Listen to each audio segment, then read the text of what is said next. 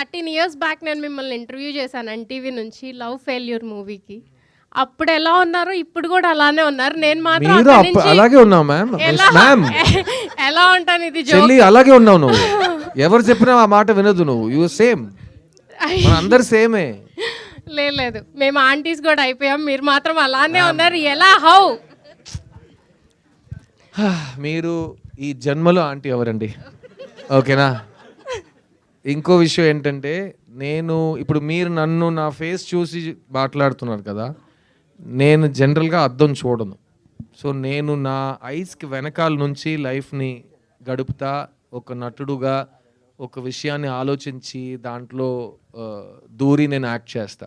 నేను అద్దం ముందు ప్రాక్టీస్ చేయను. నేను ఒక్కొక్క షాట్ ముందు నేను ఎలా ఉన్నానని అడగను అద్దాన్ని. ఎందుకంటే నాకు అద్దం చెప్పగలేదు నేను ఎవరో నా వయసు ఏంటో అని. నాకు లోపల అనిపించాలి.